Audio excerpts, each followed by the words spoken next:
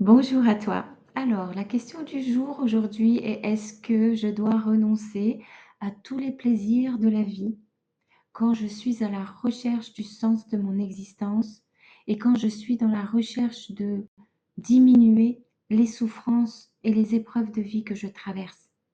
Si c'est une question qui t'intéresse, alors reste sur cette vidéo. En attendant, si c'est la première fois que tu viens sur cette chaîne, bienvenue à toi. Sache que je partage avec toi à peu près toutes les connaissances que j'ai pu acquérir au cours de ma vie, les expériences, les informations, les formations, etc. sur les domaines de la spiritualité, du sens de l'existence, de la vie humaine, de la santé au naturel et plein d'autres choses que je te laisse découvrir dans la playlist que tu trouveras sur cette chaîne. Bien évidemment, l'espace des commentaires est vraiment là pour que tu puisses partager avec moi et avec nous l'ensemble de ce que toi-même tu as expérimenté dans ta vie, ton opinion, ta vision des choses, etc.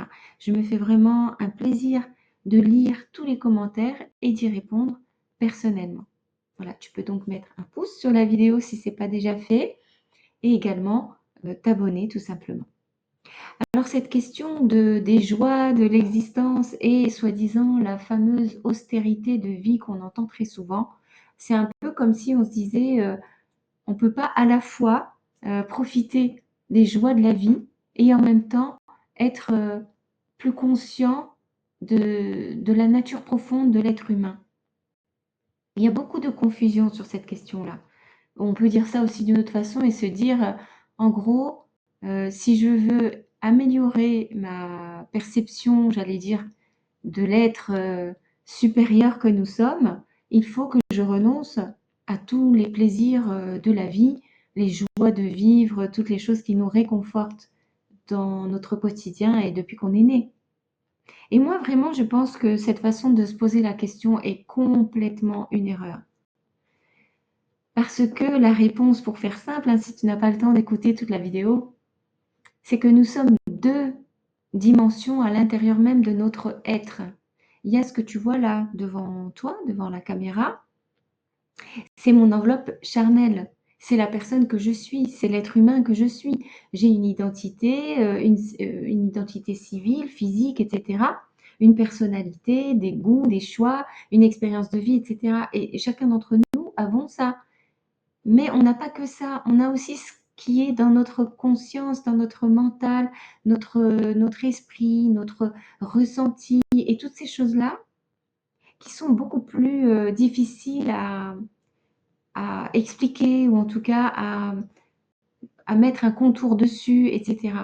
Et souvent, cette deuxième partie de nous a des capacités beaucoup plus vastes que ce qu'on a l'impression.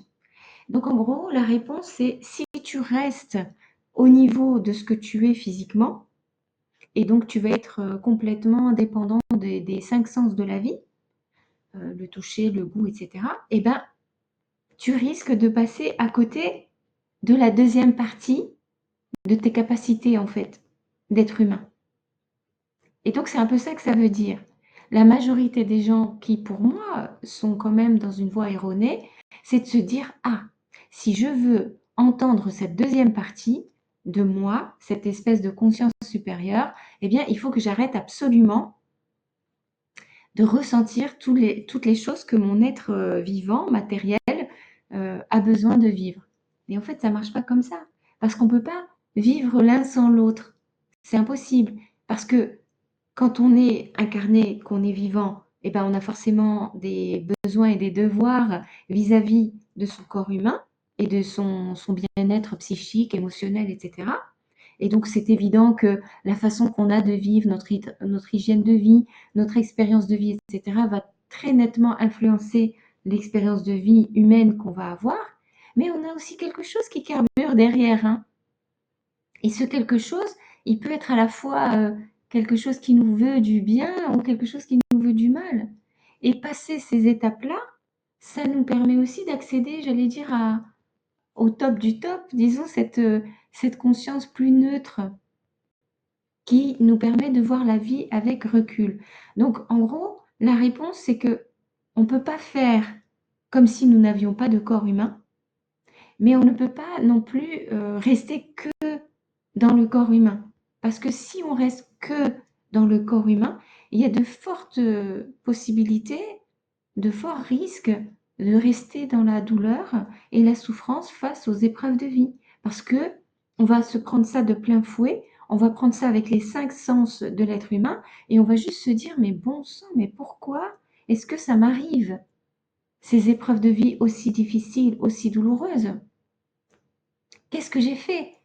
Je vais ressentir peut-être de l'impuissance, ressentir de l'injustice et je vais me triturer le cerveau comme ça et rester dans la souffrance. À l'inverse, les personnes qui ne veulent plus du tout ressentir le corps humain et qui veulent rester que dans un niveau, j'allais dire, très aérien, éthéré de l'être humain, que dans le monde des pensées, dans le monde du cœur, on va dire. Mais dans cette façon de faire pervertie, hein, ce sont des gens qui ignorent leur conscience corporelle et leurs besoins. En fait, ils vont forcément être limités parce qu'à chaque fois qu'ils vont ressentir des désirs de plus de nourriture, d'amusement, de joie, de partage, de quoi que ce soit, ils vont se sentir coupables et ils vont penser que c'est nécessaire de réduire encore et encore cette, ces besoins et ces désirs et rentrer dans une forme d'austérité absolue qui est de plus en plus mortifère.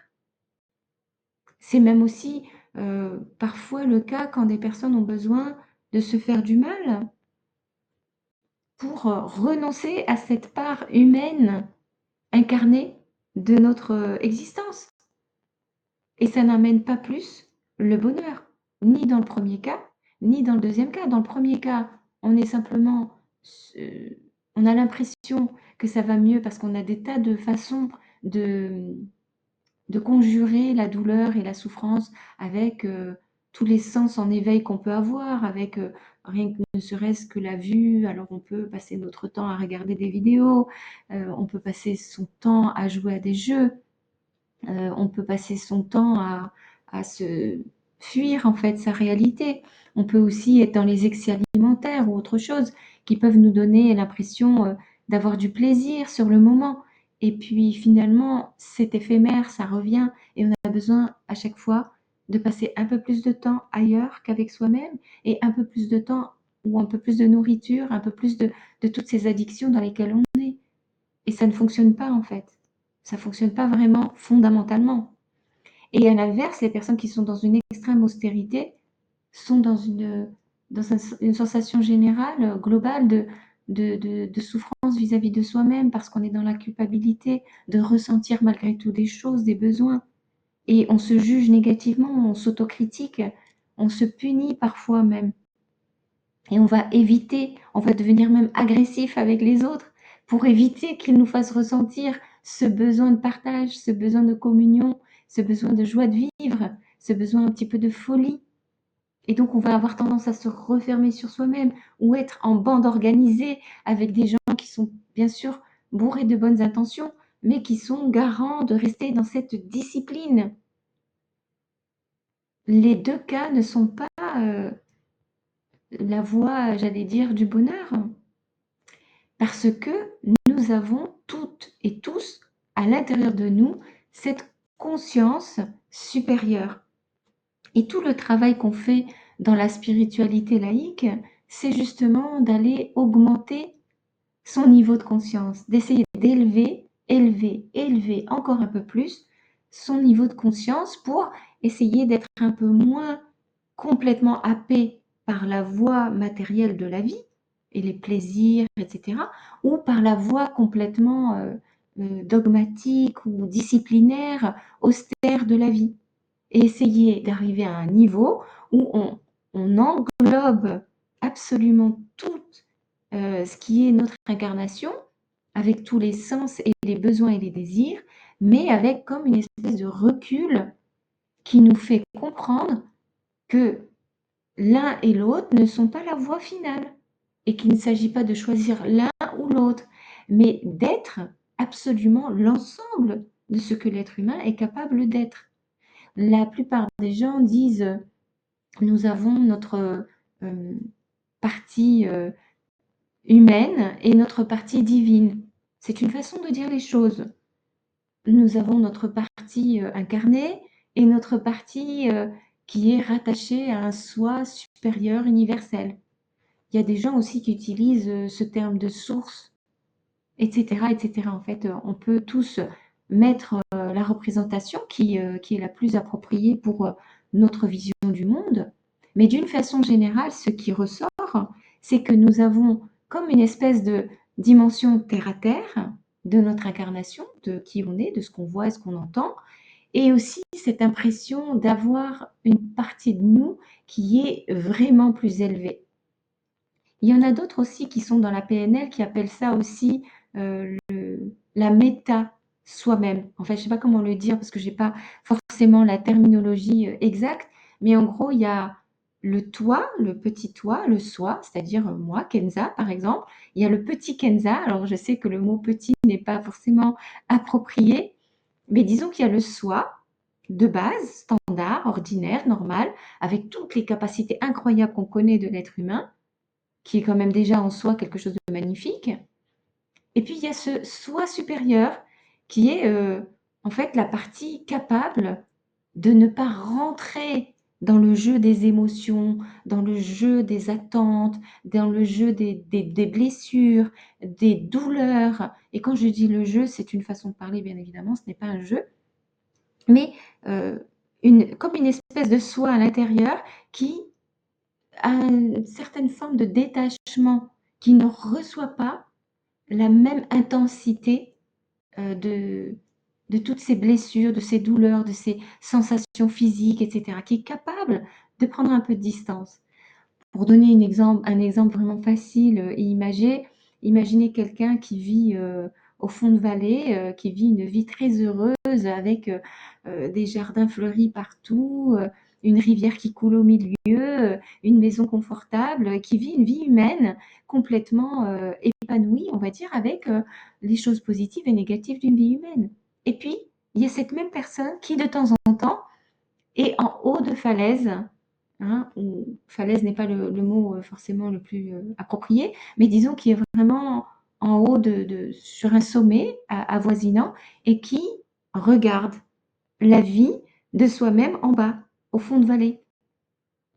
Donc il n'y a pas de critique, il n'y a pas de jugement de valeur, mais il y a ce regard aérien qui fait que tout d'un coup, cette vision très aérienne, très éloignée, donne une perspective complètement différente. C'est comme si on ne pouvait plus rentrer dans le drame de sa vie de la même façon parce que en prenant de la hauteur, ben, on voit tout le reste qu'on ne voit pas quand on a le nez dedans. Et ça, c'est un peu ce qu'on appelle le méta soi-même. C'est au-delà, être capable de voir au-delà, j'allais dire, du bout de son nez. C'est-à-dire, à ce niveau-là, horizontal, en fait, on s'élève et ça nous permet de voir au-delà ce que nous ne voyons pas quand nous sommes nous-mêmes impliqués dans notre propre vie. Et pour ça, on n'a pas besoin d'avoir quelqu'un d'autre qui fasse ça pour nous. On a tous cette capacité en nous. Alors vous allez me dire, pourquoi dans ces cas-là, est-ce qu'on fait appel à des experts comme moi, par exemple en coaching, d'accompagnement, des psychologues, ce que vous voulez? Pourquoi? Tout simplement parce que arriver à grimper cette pente pour se mettre en hauteur, c'est ça qui est le plus difficile. C'est-à-dire que nous avons tous et toutes cette compétence à l'intérieur de nous d'être dans la dimension méta, mais nous ne savons pas forcément comment faire pour y aller. Et on a besoin d'être entraîné. Comme avec un coach sportif, on peut avoir besoin d'un coach mental. Comme avec n'importe quelle autre discipline qu'on a envie de développer et d'améliorer, eh bien, on a besoin d'être entraîné. Et on n'a pas tous, par contre, cette connaissance-là. Et c'est pour ça qu'il y a plein de façons de le faire. Et il n'y a pas une seule vérité. Et donc, ça ne sert à rien, ces petites guéguerres qu'on entend souvent, des gens qui se disent ah non, mais moi je préfère cette méthode, mais moi je préfère cette méthode. Celle-ci est la bonne, celle-ci est la vraie. en fin de compte, ce qu'il faut retenir, c'est que nous avons tous les ingrédients de départ qui sont identiques. Nous avons tous ce corps humain incarné, j'allais dire, qui vit en fond de vallée. Et nous avons tous ce deuxième soi qui est donc dans la métadimension. Et par contre, on n'a pas tous la même capacité à faire ces allers-retours entre les deux. Et très souvent, ça arrive qu'on n'exploite pas du tout même la partie méta de sa propre existence. Et qu'on utilise le recul la majorité du temps en demandant conseil aux autres. Mais en fait, les autres, bien sûr, ils ont cette capacité d'avoir du recul par rapport à ce que tu vis toi-même, hein, puisqu'ils ne sont pas toi. Ils n'ont pas donc le regard complètement immergé dans ce que tu vis. Donc c'est toujours utile d'avoir quelqu'un qui fait un pas de côté, qui est dans cette capacité. Mais cette personne-là, si elle-même n'est pas capable de quitter le plan qui est sur le même que la personne qui demande de l'aide et qui n'a pas cette capacité à rentrer dans une dimension méta, eh bien dans ces cas-là, elle va avoir des réponses intéressantes, mais qui seront toujours dans la même dimension. Et c'est pas une mauvaise chose, hein. C'est toujours utile. Simplement, il y a certaines personnes pour qui ça ne suffit pas. Il y a certaines personnes qui ont ces dispositions-là de vouloir comprendre les choses avec un autre regard et qui ont besoin aussi d'aller conquérir ces capacités que nous avons chacune et chacun à l'intérieur de nous. C'est un choix personnel et c'est ce qu'on appelle du développement personnel. Donc ces personnes-là qui ressentent ce besoin, elles peuvent ne pas être comprises par leur entourage, qui se disent mais pourquoi est-ce qu'elle va gravir la montagne alors que tout le monde est content de vivre au fond de vallée? Parce que la vie peut être tout à fait heureuse. Ce n'est pas indispensable. Mais il se trouve que certaines personnes ressentent cet appel à l'intérieur et ce n'est pas négociable. Si jamais tu te retrouves dans ce cas-là, euh, alors écoute-toi, mais accepte que l'autre à côté de toi peut-être ne comprenne pas ce besoin que tu as d'aller voir les choses.